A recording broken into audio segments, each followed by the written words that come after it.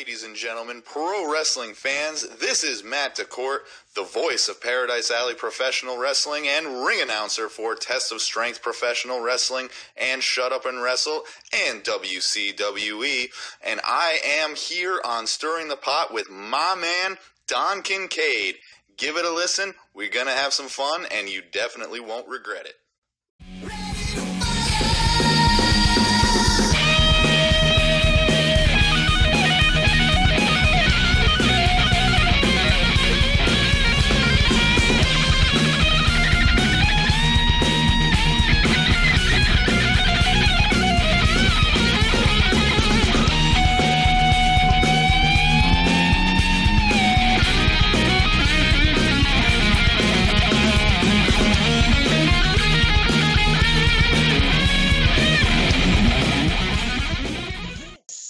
Oh my God, I've been waiting for this one. This is Stirring the Pot with Don Kincaid and my very special guest, one Matt DaCorte extraordinaire. Thank you so much, Matt DaCorte.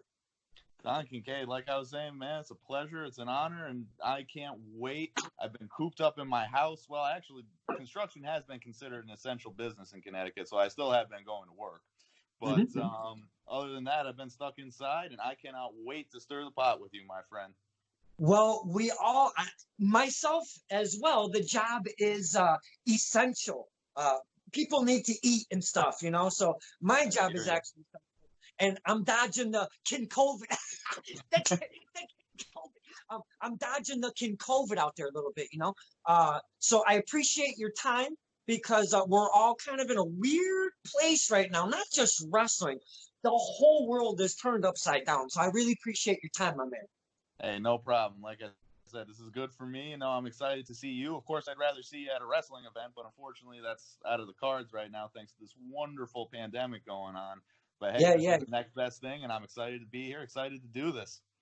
So for the fans that are out there that don't know who Matt DaCorte extraordinaire, that's going to be my new little tag at the end. Matt DaCorte extraordinaire. He is the voice of PAPW. He is now the voice of Test of Strength Wrestling.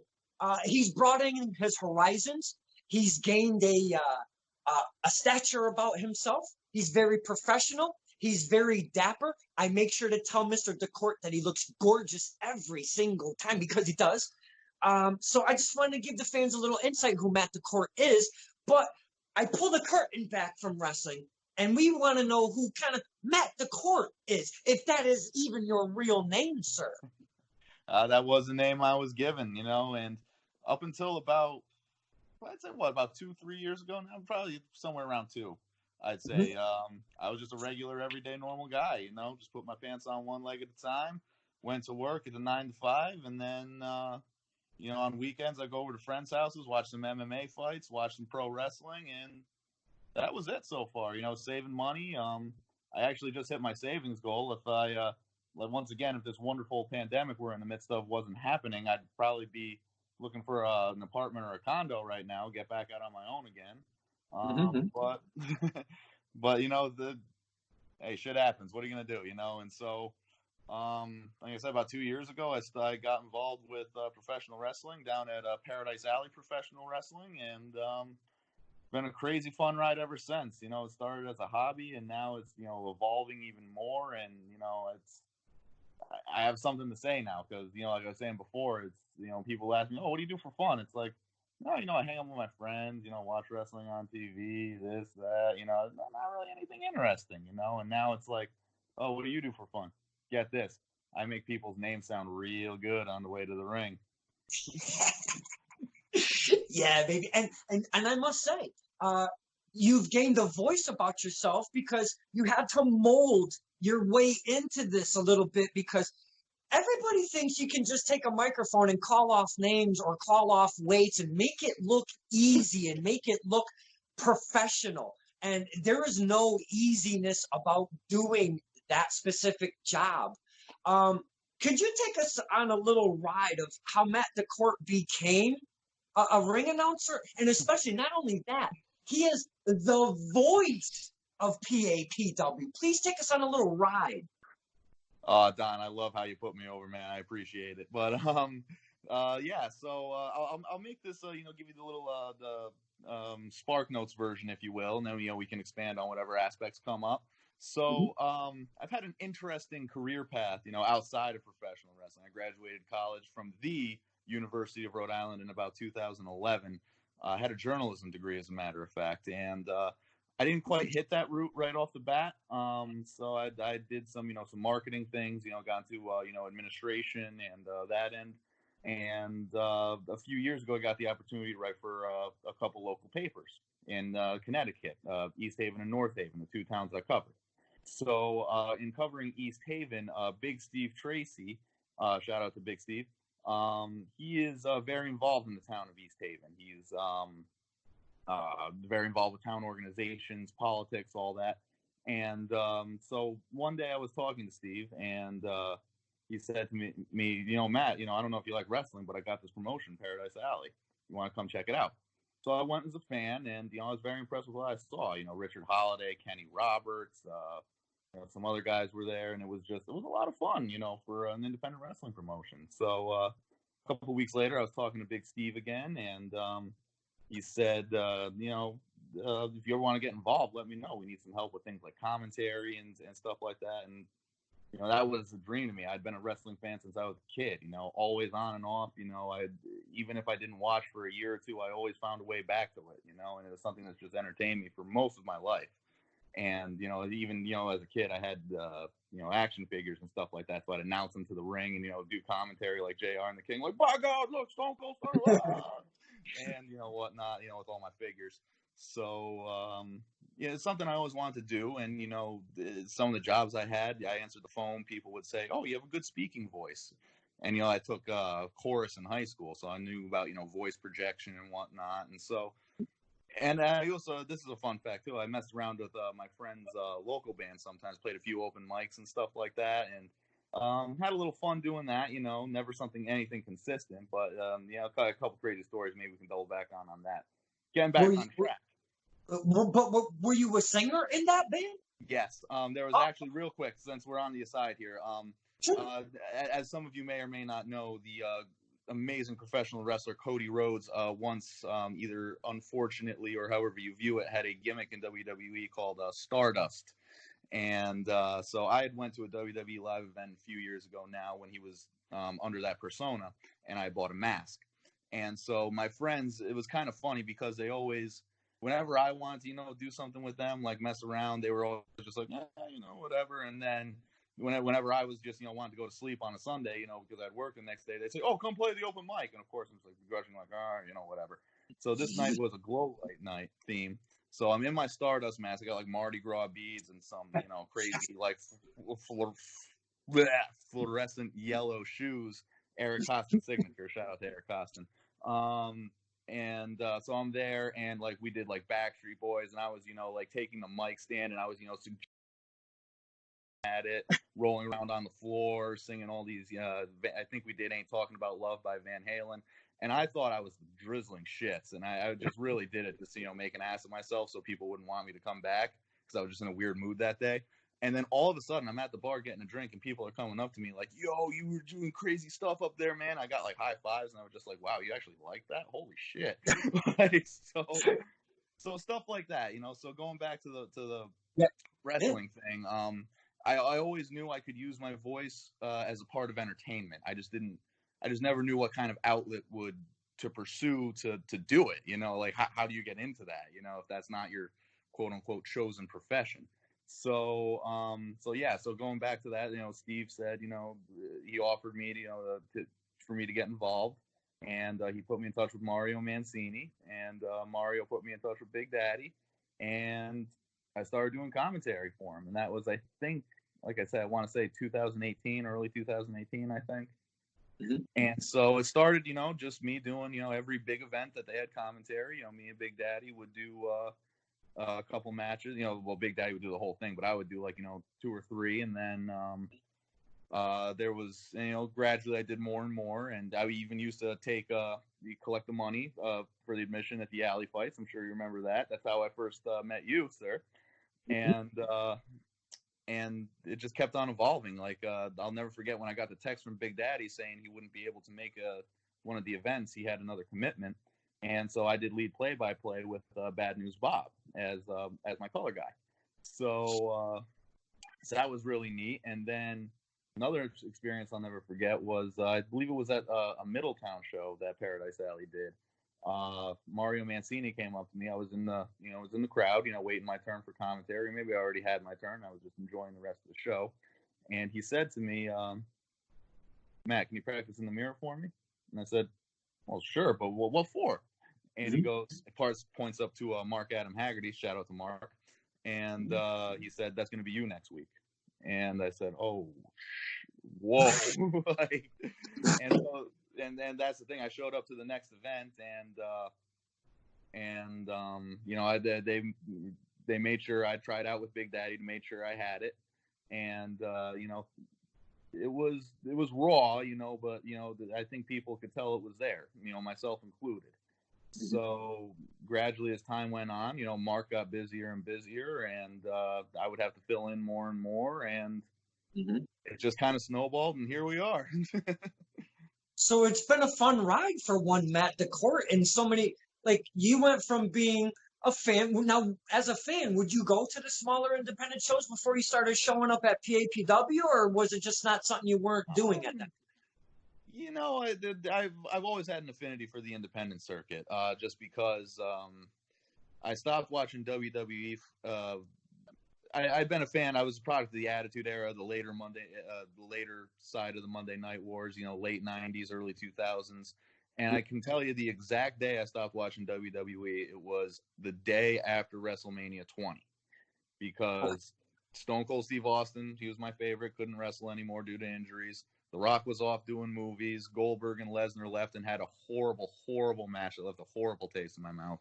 And I just wasn't into anybody else at the time, really. So, and then in high school, a friend of mine turned me on to the independent circuit, CZW, Ring of Honor. Fun little fact about me, my favorites, most people can't guess my favorite tag team of all time because it's kind of a niche one. It's the Kings of Wrestling. Claudio Go ahead. No, go ahead. I said Kings of Wrestling, Claudio Castagnoli, who is now Cesaro in WWE, and Chris Hero, who is now Cassius Ohno. I watched them in Ring of Honor, mostly through YouTube footage, and throughout the independents, and, guys like CM Punk, Samoa Joe, all those guys. And that was my first exposure to promotions outside of WWE with stuff like that, Impact Wrestling, TNA, whatever it was called, or whatever it's called now, Yeah. And so I have gone. A friend of mine is actually a childhood friend of one Ron Zombie, so I went to a couple NEW shows, and they bring in some good talent. Like I said, when I found out about Paradise Alley through Steve, I probably would have gone as a fan if I didn't get involved. I really liked what I saw that night. And yeah, so definitely the independent circuit is a great alternative. I don't think a lot of wrestling fans know what they could find locally, as opposed to what's just on TV. So yeah, definitely the independents are a big part of my wrestling life for sure. I think what happens with wrestling fans, I guess, because WWE has always been the pinnacle, the top of the mountain of all wrestling, throughout the years. I think what happens with the independent scene is fans see no glitz, no glamour, no over-the-top production, and you walk into a warehouse setting, such as a Friday Night Alley fight that holds, I'll guess, maybe 60 to 80 people at once. Roughly, and yeah, and man, it's a total different vibe. So people that see that stuff, they're like, what is that bullshit? So I think that's what happens. The glitz and the glamour and all of the grandeur that the WWE brings, and the indies don't do that because of, obviously, money-wise, and that's why I guess WWE is what it is or whatever. But I think that's the major difference that from the fans see it from one vantage point, because all of that eye candy, it really means something for WWE. But everybody that survives without all of that, take all of that out, it's still just effing wrestling. Absolutely. And just one thing that comes to mind is one of the things that impressed me the most in my first PAPW show was Richard Holiday. You know, he was the champion then for the promotion, and you know, flash forward 2 years later, he's on national television now on MLW. And, you know, ironically enough, I tell the story now too. It's like when I first sat down at that event, it was Mark Adam Haggerty introducing him, and lo and behold, now he's introducing him on MLW. It's crazy. And then isn't that? Go ahead. And then another thing too is I don't know if you were there for that one, but Chris Bay was at Alley Fights one night, and I remember seeing him. I'm just going, whoa, like, you know, because I as a fan, I do favor that, you know, athletic, higher pace style match, and so he did that to a T, and I was just like, who is this guy? How come I never heard of him? And then flash forward a couple months later, he's on Impact now, so it's pretty crazy when you look at it. Yeah, for sure. The Paradise Alley Pro setup is I talk about intimacy in the independent shows that I attend. I love the intimacy of it because we get to interact and react way differently as fans with the wrestlers in that environment. And same vice versa. The wrestlers get to do, and not only the wrestlers, we have the managers, the referees, Matt DaCorte, you know, he's giving the high fives. He's putting on the firm sunglasses and talking a little smack and having some fun. I mean, those things would never, ever happen on the larger scale things because the fans have to be so far away from the barriers, or you just don't get that same experience. You know what I'm saying, man? No, absolutely, it's true, and that's the thing I kind of like about, you know, the smaller shows, is that you're right on top of the action. You know, the next thing you know, you could have one of the guys, you know, Sammy Diaz, Richard E. Stone, flying right at you. You know, and there's nothing like that feeling. And if you see a WWE show, yeah, you're gonna get pyro, yeah, you're gonna get all this big stuff, but you know, you're gonna be doing it from the bleachers most likely, you know, or even the floor seats. You know, you're not gonna have that. There's a barricade there. You know, and there are barricades, you know, at our shows, you know, but at the same time, at some of them, you're right there. You got a front row seat, and you could be a part of the action.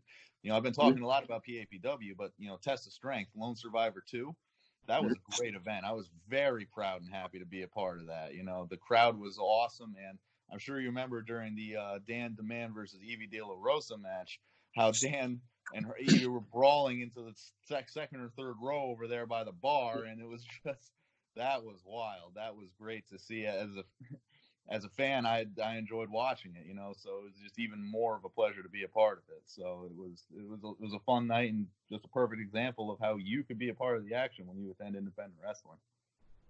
Absolutely. Everything you said is spot on, my man. And you brought up Test of Strength and Lone Survivor. So I'm going to talk about that event real quickly, specifically.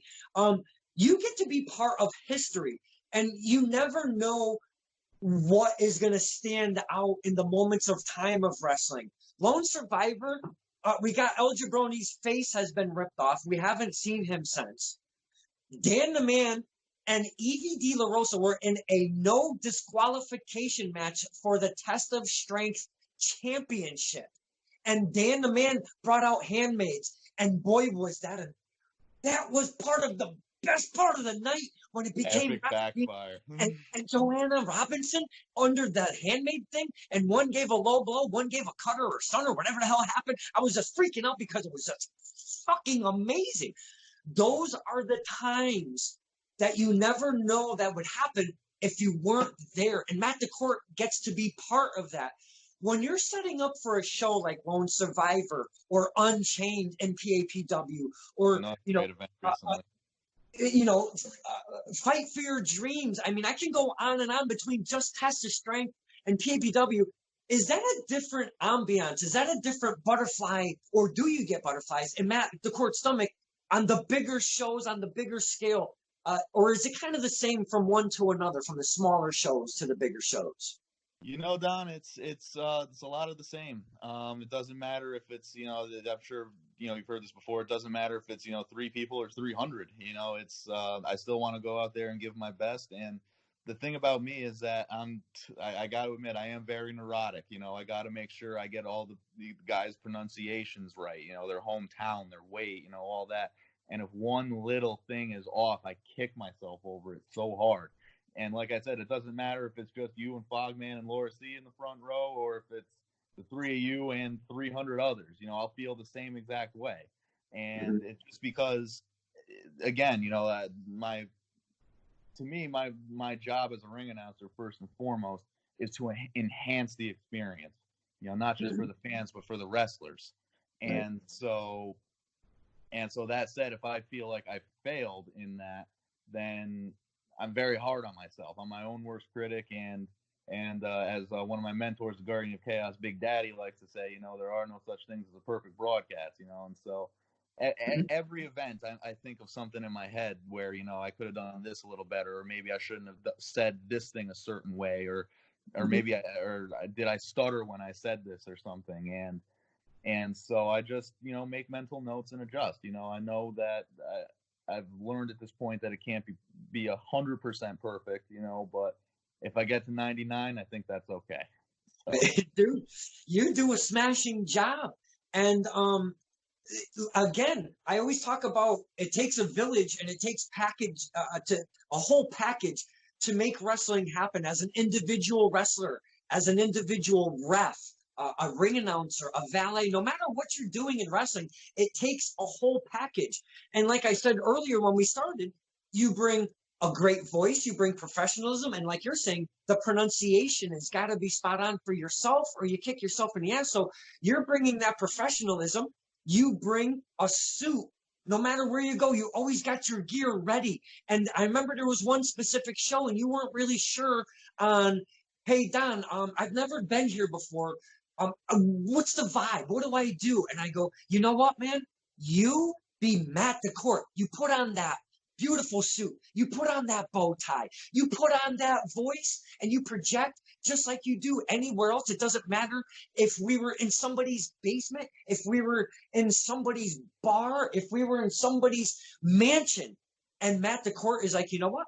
That's fantastic. And I'm going to do that. And you looked effing smashing, and you put on a good show no matter what. Thank you, sir. And I do remember the exact event you were talking about. And that's just another thing too. It's you know, just kind of wrapping a few things what you said in there into one right here. You know, my presentation I get a lot from it's actually a ring announcer that's it's actually a cage announcer, MMA ring announcer, cage announcer, my bad, Bruce Buffer. Okay. He's in terms of announcers, he's the one I look up to the most, you know, just because he's just, you know, so energetic, and like the crowd just comes alive whenever he, you know, calls out, you know, the fighter and all that stuff. And it just builds up, you know, from, you know, where they're from. And then when he finally gets to the fighter, it's just this, everyone goes nuts. It's awesome. So, and they're great, you know, ring announcers in wrestling too. Absolutely. You know, I can name like probably 5 of them off the top of my head right now, but that's the thing. Every time I see Bruce, he always has, you know, a killer suit on, you know, bow tie. And that's what I try and emulate, because that, to me, he looks and acts like a professional. So that's, to me, is what I should be doing. So that's that. And another thing too, that, you know, one of the best lessons I learned from Paul Roman of PAPW. Shout out to Paul. Real quick, shout out to all the PAPW guys, Big Steve, Mario, Paul Roma, Paul Perez, Big Daddy, just because without them, you know, Matt DaCorte wouldn't be talking to you right now, Don Kincaid, you know. So I did that podcast, but big shout out to those guys. They took a chance on me when they didn't have to, and really glad things went the way they did. But going back to what Roma said to me, he said, because I was trying too hard to sound like Bruce Buffer, and you know, he pulled me aside one night and he said, you know, he goes, do you like that guy as an announcer? And I said, yeah. He goes, well, it sounds like it. He goes, don't try and be the he goes, I forgot exactly how he worded it, but he goes, don't, you know, try and be the second best somebody else, you know, because then the people will say, oh, you know, that's Matt DaCorte. He sounds a lot like blah, blah, blah. You know, be the best you can be, you know, so that way when people come in, they say, oh, I know that guy. That's Matt DaCorte right there. And that's what I go for. So, and once again, knock on wood, I think it's working out pretty well. So absolutely, because you have found your voice, and behind the scenes, and like you're speaking, the Paul Romas, the Big Daddies, Mario Mancini, Tracy, Perez. And then earlier, you mentioned the one Mark Adam Haggerty. And I have to say, I would love to be a fly on the wall when Mark Adam Haggerty is throwing down some advice to Matt DaCorte, because Mark was getting bigger little by little because of the traveling he was doing and the eyes that were seeing him. And so he knew that things were, going to snowball, sooner than later, but maybe he didn't know like it was going to hit to like an MLW or something, which is fantastic. Congratulations to one Mark Adam Haggerty. But I would be a fly on the wall just to hear some of that advice from him to Matt in that transition between when his tutelage with you started. Could you give us anything that really stands out advice-wise, or a funny story, or something, a prank that he did on you? Because his humor does not go untouched. Could you give us a little something on Mark Adam Haggerty and your relationship with him, please? Oh, of course. Mark he's an A+ talent and an S-class human being. Like, he truly is. Especially since he does the same thing as I do. He had no reason to try and further my career and help me out, and he has done both things in spades. And for that, I literally cannot thank him enough. And he has been instrumental in my career. And again, I can't thank or put him over enough. It just means the world to me, having a guy like that accessible to me, who wants me to succeed. It's an amazing feeling.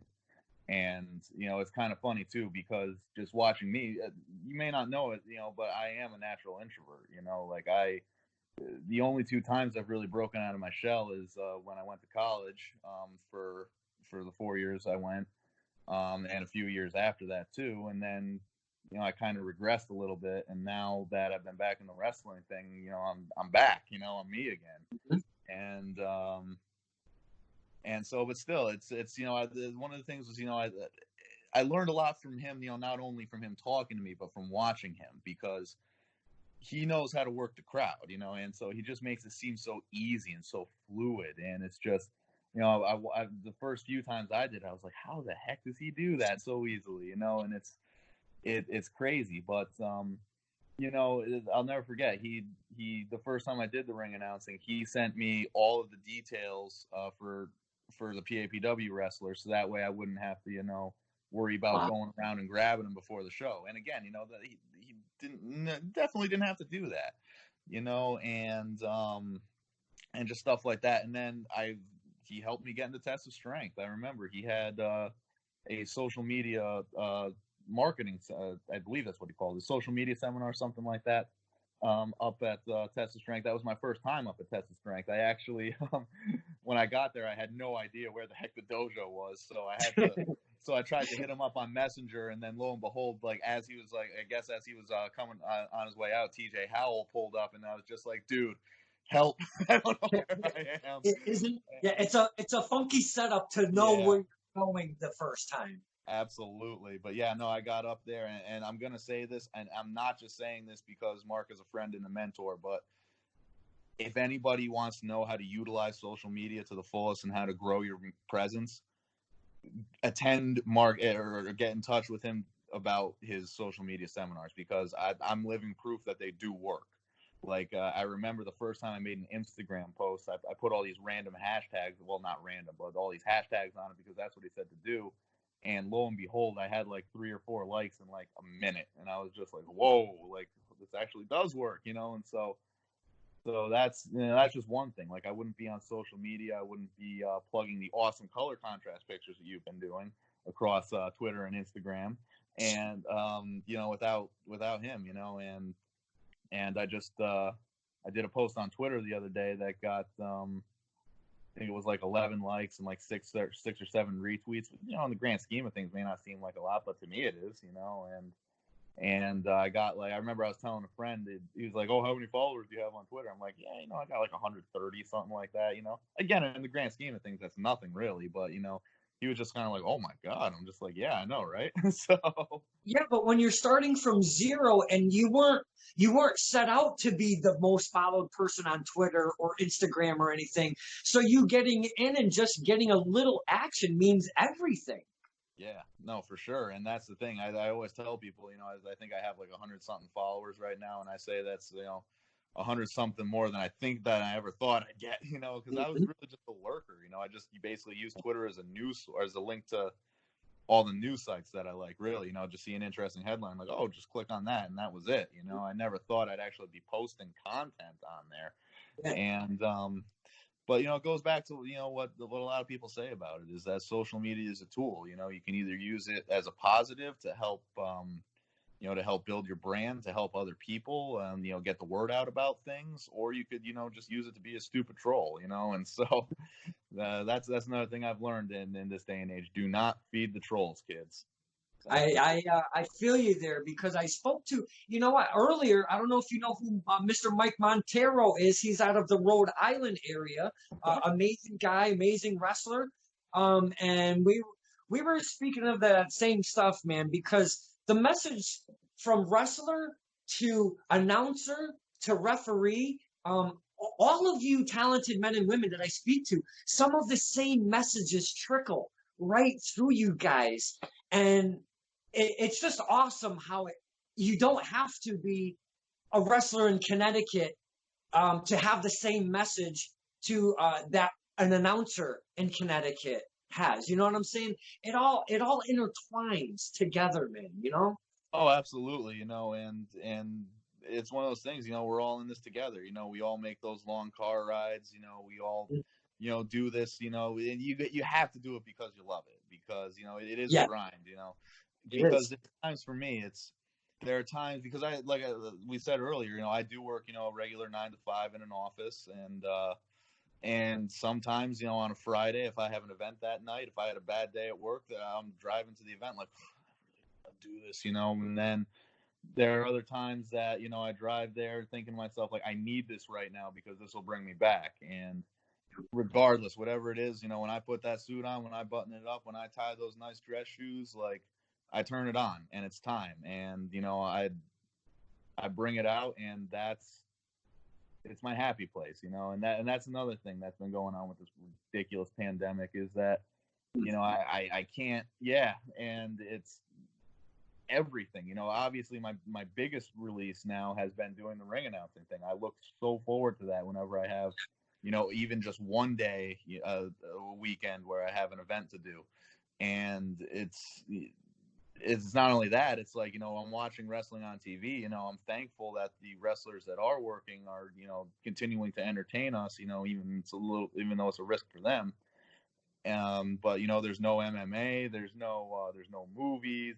Even now, I just, you know, confirmed with my store that there's no shipments of brand new comic books coming for an indefinite amount of time. And so, like, literally every other thing I do to relax is gone, you know. And it's just been crazy. But you know, wrestling's still there, and you know, like I said, like I made a social media post on Instagram, I think it was the other day. I said, "Call me the Terminator because I will be back."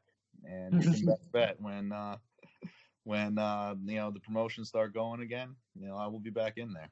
So I can't wait. I can't wait. I'm going stir crazy. So Yeah, all of every single person that I've talked to that's in the industry, they're trying to find different things. And like you're saying, it's like this isn't happening, this isn't going on, that isn't coming in as a shipment, or these goods aren't being, because of all of the stuff going on. So little by little, people are running out of shit to do. And I hope I don't just randomly, and I mean like randomly, see Jay Bricks and fucking El Jabroni or something just rolling. You know, it would be nice to see El Jabroni. I'd like to see if he's. I don't want fighting each other over, you know, a blade of grass because of whatever. But people are gonna fucking start going crazy, my man. no, you're right. You're right. And but thankfully, I do have some good news. You know, there is, you know, Lone Survivor 2 is up on YouTube. So if you need a wrestling fix, you know, you want to try a little something different, maybe something you haven't seen before, definitely recommend that, not just because I'm in it. And also, too, right before I hopped on this Skype interview with you, I just saw a tweet from Paradise Alley that footage from Unchained will be released to the public very, very soon. So that's, again, just like Lone Survivor 2, that was an amazing event, something I was very proud to be a part of. Bob Backlund was there. That was... I mean, Christ, he's got more energy in him at 70 years old than I think I do right now, and I'm less or more than half his age, whatever it is. So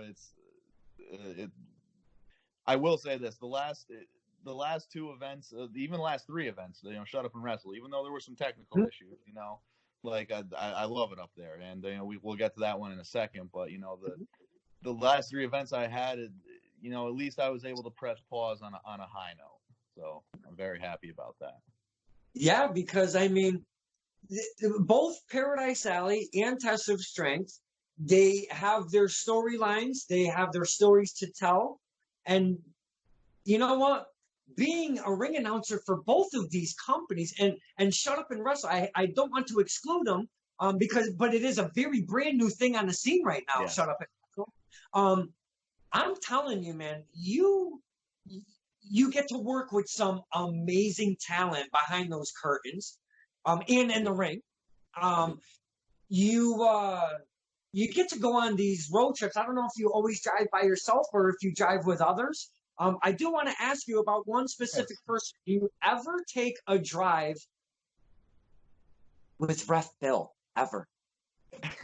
Actually, Don, you might be a little shocked and the way things are going, a little upset at this, but I do ride with Bill actually quite a bit. Bill actually has sorry about that, my friend, but Bill has become a very good friend of mine in the business, and he was actually, I remember he had mentioned Shut Up and Wrestle. I've been with Shut Up and Wrestle since the beginning, and going back to what you said, like they started out, and I remember I think the first match card had completely changed by the time the bell rang, versus what was on the poster initially. But ever since then, I mean, it's independent wrestling. It was a new thing, so of course there were going to be their kinks in it, but they've really worked them out. And I really like what Kevin Landry and Honest Abe built up there. Every show has gotten better and better than the last, and they're really doing something really good up there. And I encourage any fan of professional wrestling that's near Holyoke, Massachusetts, check it out. It's a free show, and like I said, they've gotten better and better. The crowd response has gotten better and better, and I'm proud to have been a part of it since the beginning. I completely lost off. How did I get off on that tangent, Tom? I started Ref Bill, but since you lost track, I want to talk about the crowd, and then we're going to go back to Ref Bill. The crowd at Shut Up and Wrestle, they've been building little by little, and son of a bitch, are they hot or what up there? They are nuts up there, and especially when the hometown favorites come out, like your Jiggy Sosas, your Magnificent Marcoses, like, my God, is it deafening. Yeah. And that's one of my favorite parts as a ring announcer, is that, especially when it's a title match too, because I don't announce over them usually for a title match. So there are a few circumstances where I do, but like for instance at Unchained, Waves and Curls, when they come out, the place blew off the roof. And I just remember standing there, was like a wall of sound just crashed into my ears from both angles, like it was nuts. Yes. But yeah, that's the whole thing. The crowd fires me up too. Like, I was very shy, when I first started out doing this, and so I wasn't as used to working the crowd. But when I came out there that Friday, I was just trying to get the crowd all fired up, doing a little Hulk Hogan, like this, and that's my favorite part, is just getting the crowd riled up to start, and hearing them react, and yeah, it really does energize you. It's one of the greatest drugs you can ever have. It is, man. We have so much fun because you guys give us the art that you're trying to hone and polish, and you give it to us we have so much fun. I mean, I could just go on and on and on about the love that we could give you for giving us your art and your craft. You know what I'm saying? Hey, absolutely. Back to Ref Bill. Your shin's okay, Don? Well, I don't know if you've ever been hit in the shin with a skateboard. I used to work at a skate park and watch those little fucking tyrants out there. I've gotten more skateboard shin pops, and now I am getting them from Ref Bill, not from just his feet, not from a kendo stick. He's using freaking metal chairs. My skateboard shin on my right side, dude, it's like a bedpost notch. It's like it's crazy right now. It's insane, and I'm so damn thin. I'm built like a fucking candle, and I'm all sorts of bony, and it really sucks and it hurts. I hear you there. Do you drive with him up to the Shut Up and Wrestles? Is that where you guys kind of go regularly together? That's how it started, and that's actually, I remember where I was going with Shut Up and Wrestle before I just completely lost my mind there. That's okay. He had mentioned it to me before. He goes, "Hey, this is a new thing. They're looking for a ring announcer." And so he goes, "You want me to put your name out there?" And I said, "Absolutely." So some time went by. It was still a few weeks out. When he first brought it up. So weeks went by. I didn't hear anything. I was like, they probably got it covered. Whatever. So because I was content. Just being PAPW halftime, full time guy. Of course, I want to see how far I can take it now, but at the same time, if that's as far as it went, I would be perfectly happy with that. But anyway, so the day before, I was a little out of sorts. My friend Jack Daniels may have been talking to me after a difficult Thursday night. So that happens. It does. He's a good friend though. But yeah. So he calls me and he goes. He goes, "Hey, are you still?" It's like, "Can you still do Shut Up and Wrestle? They want to bring you up there." I'm just like, "Oh yeah!" And so he's like, "All right, yeah, meet me at my house. We'll go up, and we'll ride up there together." I'm like, "Oh, great, awesome!" And I hang up the phone. I'm just like, "Did I just do? I haven't even told my boss at work yet. Like, what the? Is he even gonna let me go in time? Shit." So, but thankfully he was pretty cool, and he let me sneak out like an hour early, and then me and Bill rode up there, and we've ridden up to Shut Up and Wrestle numerous times. We've ridden to numerous test of strength events together, and he's a good riding guy. We just we crack jokes.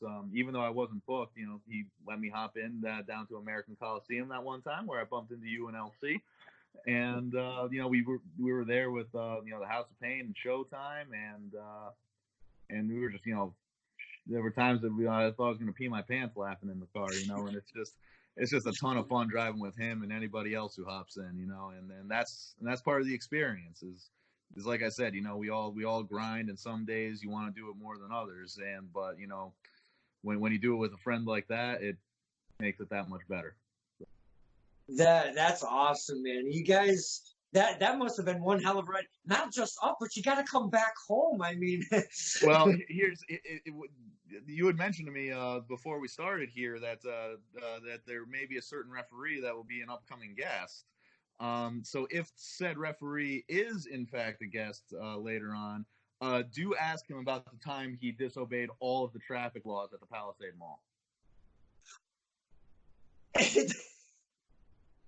That doesn't sound like him at all. I was not expecting that from him, but there was a moment that I feared for my life, and unfortunately, I had one of the House of Pain on one side and Showtime on the other, and I was sandwiched in the middle, so I couldn't do a action movie barrel roll out the car door. So that was out of the question, and I was just along for the ride. But thankfully, it worked out well. Well,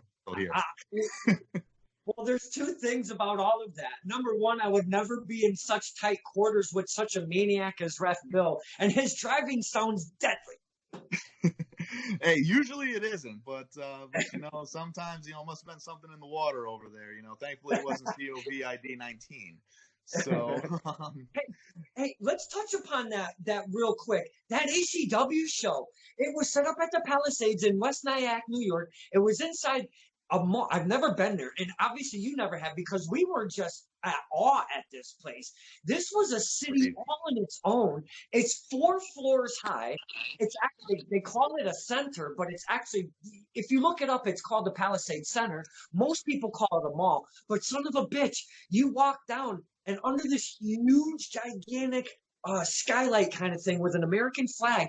They had a ring on the bottom floor, and man, there must have been like a good 1,000 to 2,000 people that were sitting and all the way up all 4 floors just looking down at the ring. Was that something you've ever seen, man?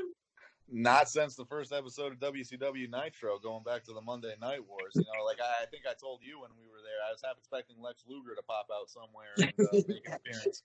But yeah, it was crazy. And another cool thing about that, you know, was when you know, the guys were in the locker room going over their matches and stuff like that. I was just kind of on my own, so I had time to peruse around, and you could get lost in that place for days if you stopped in at everything, you know. And that was just fun. I was just walking around. I was like, oh, whoa. I was like, oh, thank God I didn't take a bunch of money out of my account, because otherwise it would all be gone. Because that's another thing, too. One of my hobbies is I'm also a collector of things. So I have a tendency to continue to collect, if you know what I mean. You did mention that to me at one show, and I wanted to get into that because we need to know as much as we can with Matt DaCorte before we have to skedaddle a little bit later. But before we do, I seen you head to the beef jerky store over there, and Laura C and I, we actually feared for your well-being because your eyes were like Santa Claus, the Easter Bunny, the Tooth Fairy. Everybody was right there. Like, it was the biggest store that, the best store that Matt DaCorte could have found in the universe. It was almost like a spotlight was coming down, you know, like the rays of sunshine.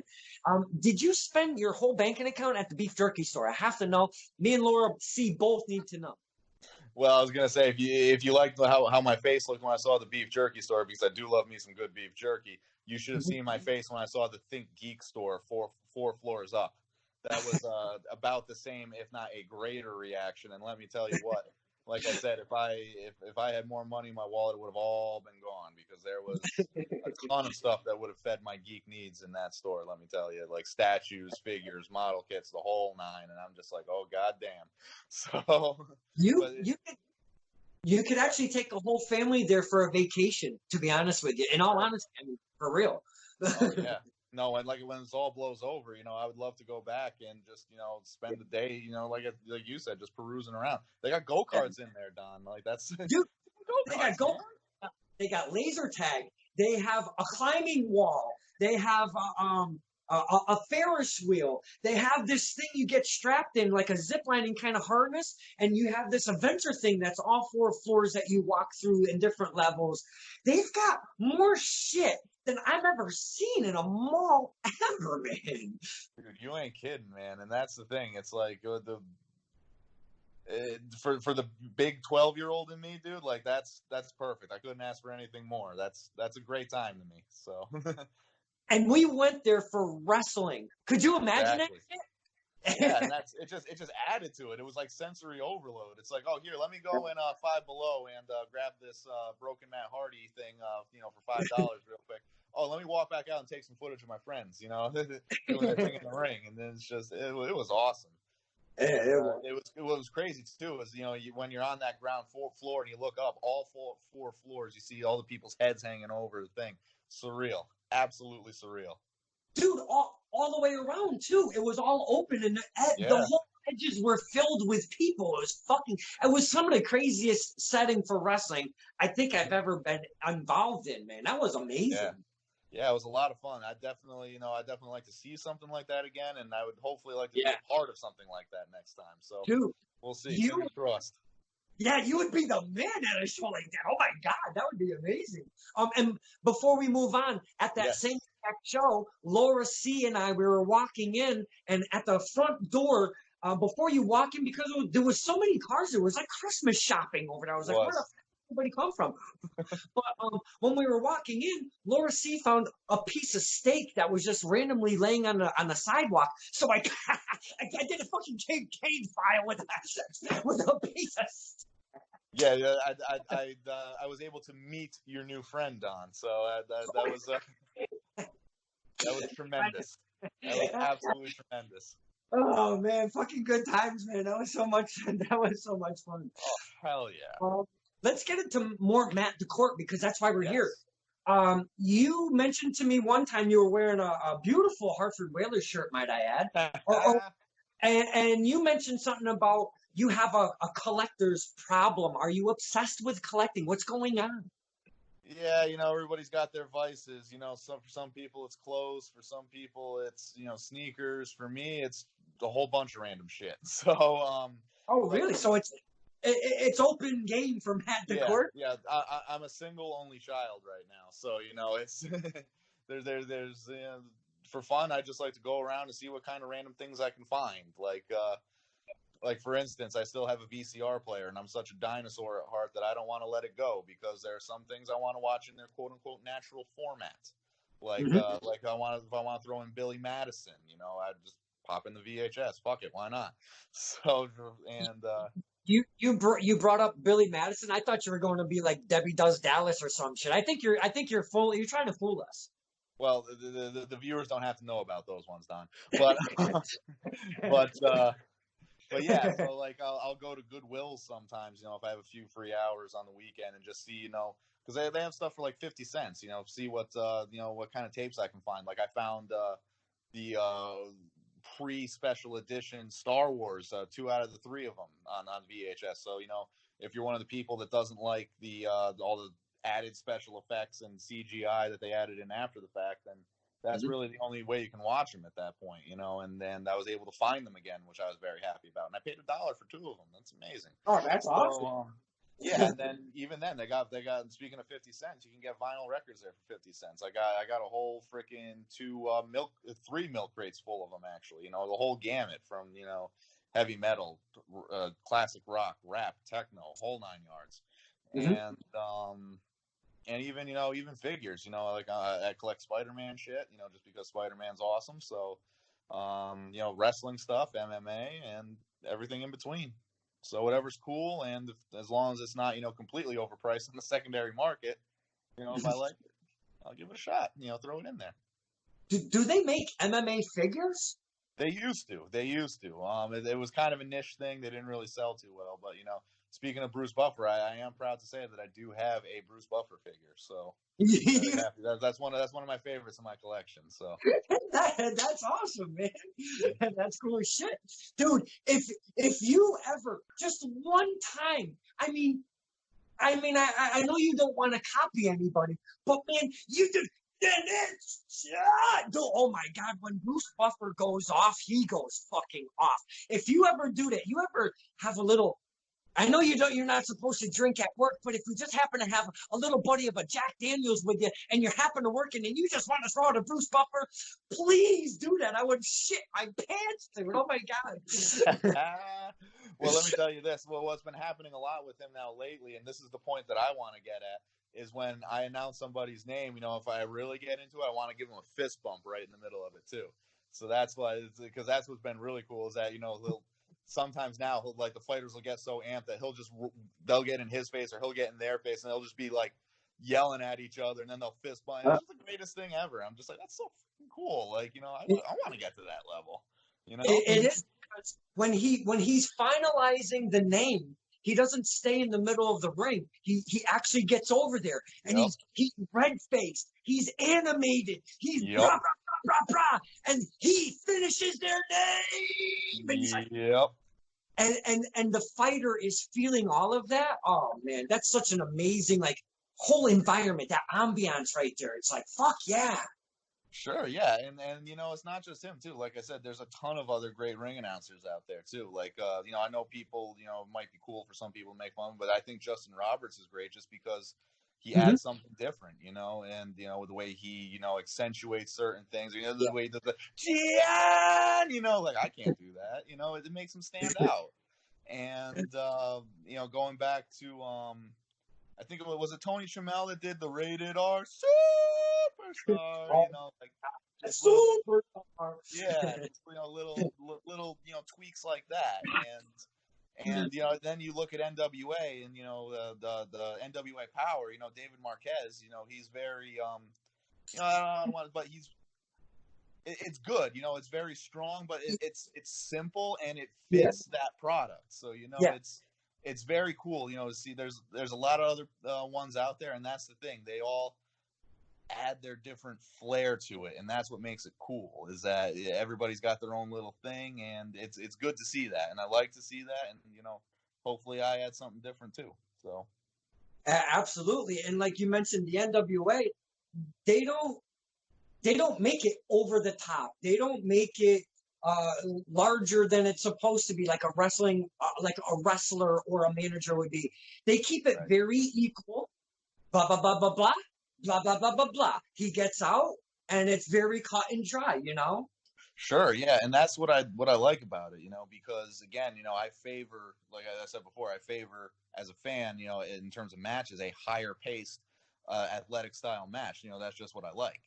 And NWA is completely different, and that's part of the reason why I like it is that it's the story is first and foremost. And if you had told me I would be a Tim Storm fan a year ago, I would have been like, but I mean, my God, that guy can talk, and it's just he gets you get so invested in that, and I'm so happy to see Aaron Stevens back in a wrestling ring.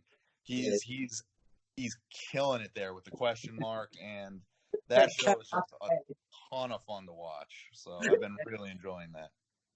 I love that whole shtick, just because he makes sure that he says, karate correctly, and question mark goes, karate. Dude, that is freaking hilarious, man. And he's a third-degree national champion, too. So not just a first or a second, third. So that's high up there now. NWA is really fun. You have to, though, not all wrestling fans would appreciate the NWA. You have to have an appreciation for that older school style, the older school promo. Because when the very first Power started, I was right there, right when it started, and I'm watching it.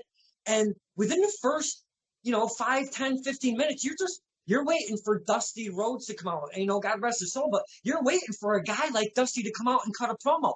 Ric Flair to just come out with the Horsemen and just cut a promo at that podium. It just gave you that feel. And not all wrestling fans understand what the NWA is now, and was trying to project it from back then and keep it pretty equal, So you have to have a respect and I guess a more of a passion.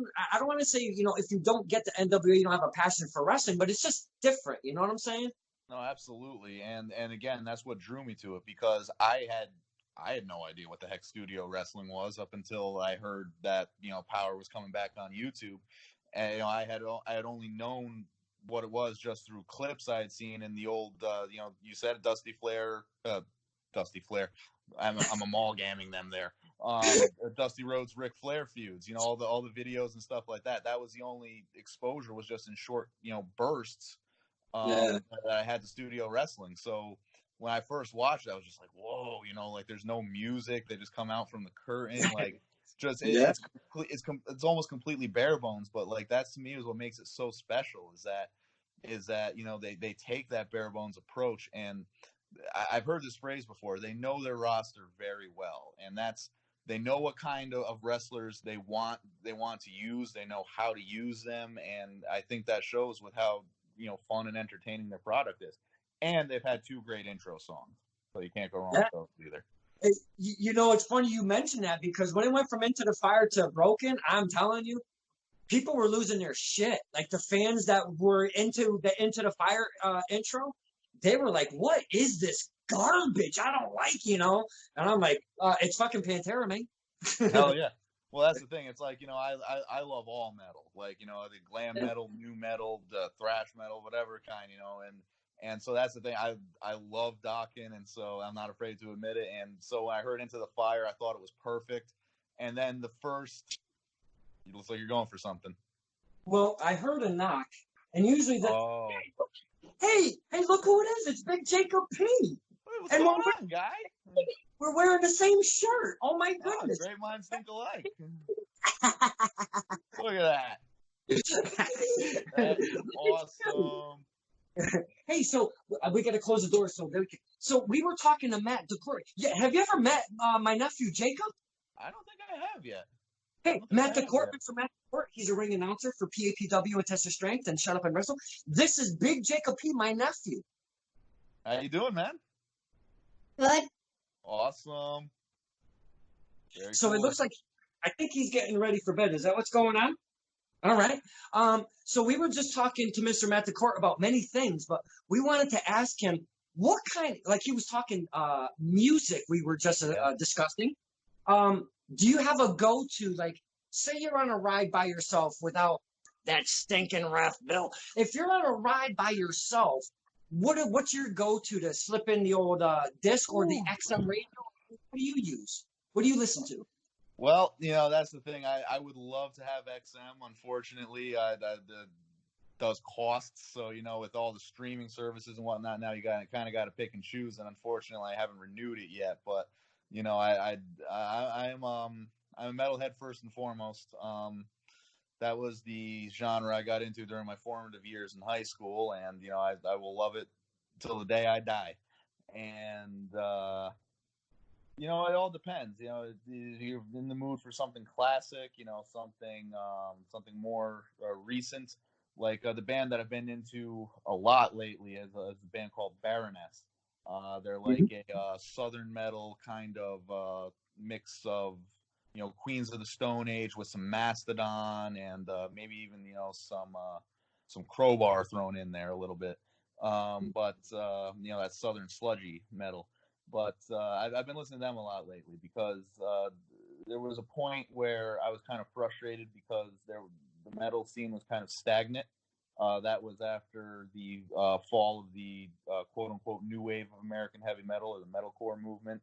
Bands like Shadows Fall, Trivium, all them, those are the bands I grew up on, and I still spin their records a lot. But there wasn't any new stuff coming out, so I was kind of disappointed, or I should say not really any good new stuff in my opinion anyway. But Baroness was a breath of fresh air. They had this kind of progressive southerny sound, and it was unlike anything I'd ever heard before. And they have a new guitarist in there. Her name is Gina Gleason, and she does backup vocals, and the way she harmonizes with the lead singer, it's very cool, almost haunting in some songs on their new record. And I've gotten really into them. They have 5 records out. I love all 5 of them, and so that's been a good one. And also, too, what's been really helping me out now is this genre called, it's either chill hop or lo-fi hip hop. Very just mellow hip hop beats, with some jazz loops thrown in sometimes a lot, and that's really good. Yeah, no, it's very cool. If you like to do a little, I highly recommend listening to some chill hop and lo-fi when you're doing that. It'll change your life. But Matt DaCorte being candid, is he? Stirring the pot, as they say. But wow, multiple contexts in that one.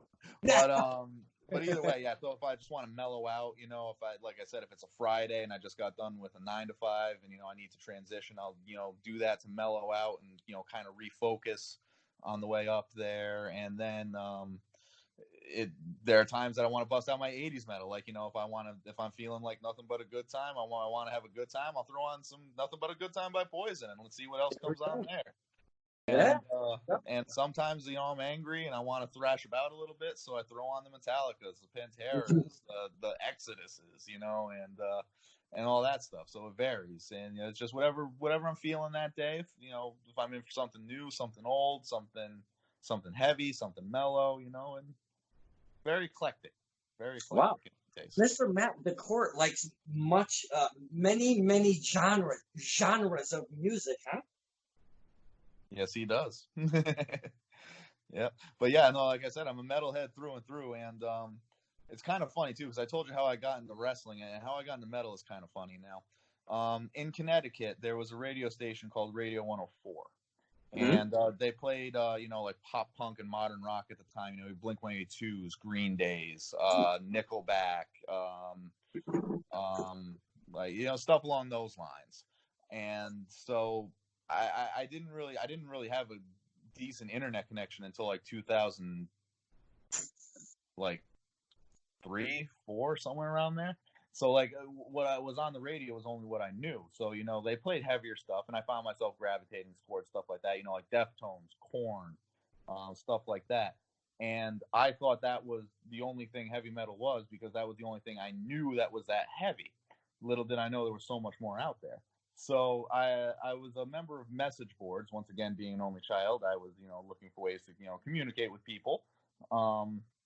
So before Twitter and Reddit, message boards were kind of the quote unquote social media back then. Oh yeah.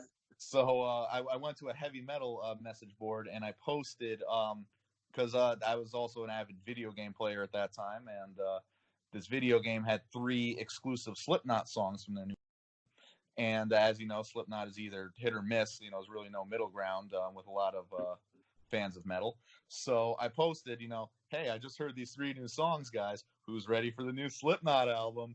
And I got flamed, burnt alive. Like the responses were, "You're a wussy, -W + P." Do you slit your wrists when you listen to that music in the dark? Like, all this horrible things. And so I wasn't so much offended by it because I had thick skin at that point, and I was just curious. I'm just like, what's this, real metal that they're telling me to listen to? So I went to another heavy metal message board and I said, hey, I like this, and this. I want to listen to stuff heavier. So the most common answer was listen to Metallica's first 4 albums. If you like those, go down the rabbit hole, see where it takes you. If not, bail. So once again, I'm thinking to myself Metallica because I had only been exposed to Black Album stuff or Garage Inc. stuff, which I didn't even know Garage Inc. was the cover album at that point. But, yeah. So anyway, I went to this record store and I got Ride the Lightning and I got Master of Puppets. And he also threw in a CD sampler. And he goes, oh, you like this stuff, you like this.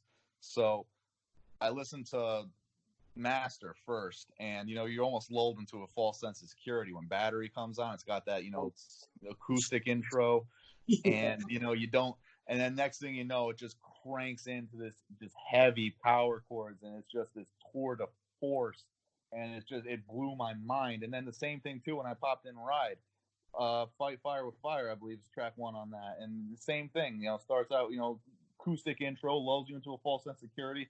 Next thing you know, 0 to 60, you're just in this heavy metal warp speed, and it blew my mind. And I was like, oh, I want some more of this. So I threw in the sampler, and that's where the bands, they had a Shadows Fall song, a Megadeth song, Killswitch Engage song, Unearthed, Trivium, like all these bands that to this day, are the reason I'm a metalhead, were on that sampler, and I still have that CD sampler. As a matter of fact, I will never let that go. So that's how I became a metalhead, was because I got flamed on the internet. That is a fantastic story. That's amazing. That's the kind of shit that being at an event, we don't get a chance to hang out and talk. And I know you take the rides and stuff with your peers and whatnot. I'm not getting in no effing car with Bill. That's something that we wouldn't be able to share. So, I mean, I really appreciate you being open like that on this forum specifically.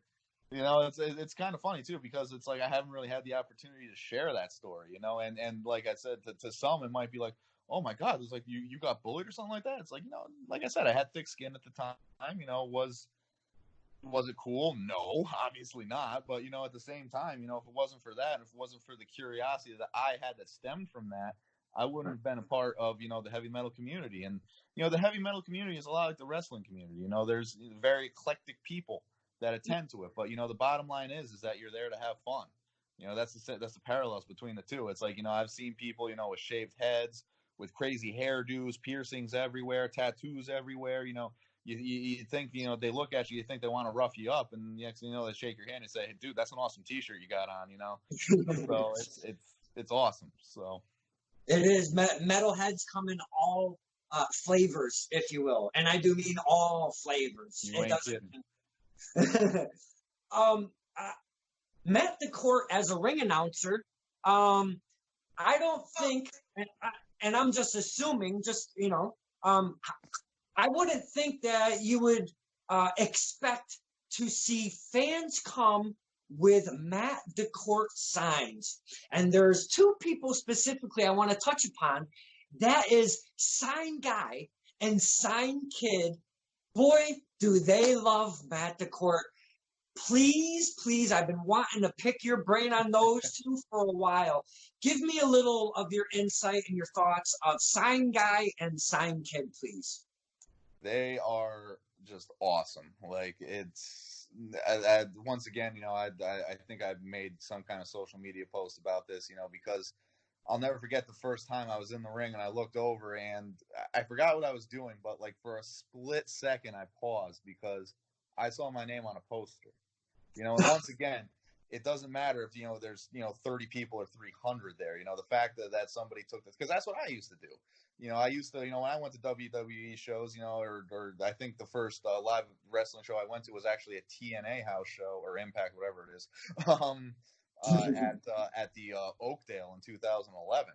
I'm pretty sure that was the first one I attended, and I remember, ever since then, I'd make signs, for my favorite wrestlers, or make the funny ones like this guy fears that guy, or whatever. And so just the fact that someone would do that for me just blew my mind. And it's just so cool to see those guys there. And it's not just me, they make them for everyone, the ones they love and the ones they hate. And, the fans like that, fans like yourself, that, give that extra effort is just such a boost. Like I said, you could be having the worst day ever and you go out there and you see that and it's just like, fuck yeah. Like, yeah. Like, hell yeah. It's just the biggest just confidence and energy boost, and it's that thing that makes it kick from fourth to fifth gear, and it's just it's awesome. And I can't wait to see those guys again. They just actually put a video out there on Twitter the other day, and I watched it, and I was just like, man, I miss these guys. I miss everyone. I really do. All of them. PAPW, TOS, Shut Up and Wrestle, and I fuck the coronavirus. God damn it. I've got 2 videos that were sent to me through a mutual friend of Sign Guy. And I'm going to put the 2 videos together, and I'm going to be putting that out later on. And, man, those 2 videos are some of the most adorable footage I've ever seen in my entire life, man. I can't wait to get those together and share them. Those 2 are just amazing. But I did want to say, I don't know what it is, but when you come out for the first time through those curtains and we see Matt DaCorte, there's something like a magnet, and I don't know what it is or why it is, a trigger. I don't know what the fuck has happened over the course of time. But me and Laura C, we cannot not say Matt DaCorte. We have to say it. It's like an automatic trigger when we see you come out for that first time. And I hope you don't like, oh my God, these guys would you shut the fuck up for a change. But we just have to say it, man. I mean, it's a trigger. No, and believe me, I appreciate the hell out of it, and I revel in that kind of stuff. Like, again, me being a naturally shy, introverted, awkward kid, like, seeing something like that, it's just like, oh, like people actually like appreciate me and like me. Oh, this is great, So it makes me feel right at home. And I think that actually originated at the first time I did a training day up at Test of Strength. And I remember because I think you guys were surprised to see me there. I was, and that's the thing. So, seeing you guys and hearing that, it ease my nerves a little bit more. It's just like, all right, I got people who know me here. It's not all, foreign land. Like I said, it helps me and I love it. So, don't stop. Oh, cool. I'm still on that train, baby. I cannot wait. Like you said, I cannot wait to see our friends, our wrestling family.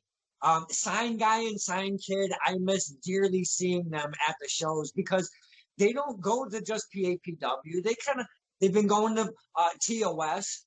They went to an off show over that when we seen them when you were wearing the Whaler shirt. We seen them over there. Or not Sign Kid, but we saw Sign Guy. Yeah, no, I don't think Sign Kid. I think it's an appropriate show. So they do make their way, and it's when I go to shows now, because I would always go for X wrestler, it was always for X wrestler. But now over time, it's grown to where I want to see Sign Guy. I want to see the little Gavin who comes with his grandmother. I want to see, Laura C. and Larry Boucher and the names go on and on. And I think his name is Boucher. I don't know what the fuck is it. It's either Boucher or Boucher. I always forget. But I'm telling you, man, you always get this envision. I get to get away from my bullshit, and I see a different set of people and people that I've come accustomed and have gained friendships with over time at these shows. And man, wrestling is just, I think it's good for everybody to just get away, have some fun. And it's just a great time, man, Oh, sure. And that's the thing I used to tell my friends that weren't into it too. It's like I go to a show and a wrestling show, and it's like, oh, you get to hang out and you get to yell at people, and it's encouraged. Like, what's not to like about that, And so, especially now to do it, like I said, it's you get in the door, it's like you see all the people, and what's even cool for me too is to see some new faces too. For instance, PAPW did some shows at the Connecticut Taco Festival last year, and I believe we have some coming up in the pipeline this year. So one of the coolest things was at the North Haven one, the bathroom was on the complete other side of the park versus where the event was. So thankfully we did, quick, 10-minute intermission between most of the matches, just to space things out a little bit. And so in between, so as soon as, I announced the winner to one of them, I, started running over. And on my way there, like there was one instance where on one of the trips over there was two people that stopped me like, hey man, you're doing a really good job out there. I'm just like, oh shit, thanks, dude. Like, appreciate that, And these are probably guys that may just casually watch wrestling, that, or they may not watch any wrestling at all. They maybe haven't watched since they were a kid or something. And so that's really cool too, is when you're able to catch, someone that may be new to it or maybe coming back to it. And it's always great seeing the regulars. Don't get me wrong, I love you guys. So. I'm always glad to see you when you guys are in the crowd, but, it's also very cool to see, some new faces too and, win them over.